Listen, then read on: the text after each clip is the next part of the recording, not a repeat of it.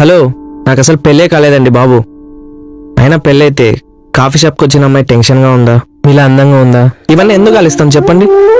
పోనీ girl friend ఒకప్పుడు ఉండేది, మరి ఇప్పుడు వేరే వాడుతోంది. ఇంతకీ తన పేరేంటి? ఏమోనండి, గుర్తులేదు. అదేంటి, లవ్ చేసిన అమ్మాయి పేరు గుర్తులేదా? మనల్ని వదిలేసిన వాళ్ళని మర్చిపోవాలి, కానీ వాళ్ళు వదిలేసినందుకు చూపించిన కారణం మాత్రం గుర్తుపెట్టుకోవాలి.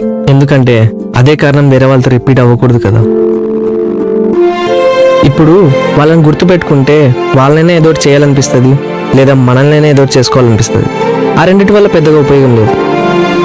మరి తన మీద కోపం రాలేదా? మనం చిన్నప్పుడు అన్నం తినకపోతే అమ్మ చందమామని చూపిస్తూ చందమామ రావే అని తినిపిస్తుంది. కానీ ఒక సర్టెన్ ఏజ్ వచ్చాక ఆ చందమామ ఎప్పటికీ మన దగ్గర రాదని అర్థమవుతుంది. అప్పుడు రాని చందమామ మీద కోపడాలా, లేదా అబద్ధం చెప్పిన అమ్మ మీద కోపడాలా, అది నమ్మడమే మన అమాయకత్వం. అలానే నేను ఇష్టపడిన అమ్మాయి మీద కోపడాలా, లేక మా మధ్య నా ప్రేమ మీద కోపడాలా, మళ్ళీ తను నమ్మడం నా అమాయకత్వం. ఇంతకీ ఏ రీజన్ చెప్పింది?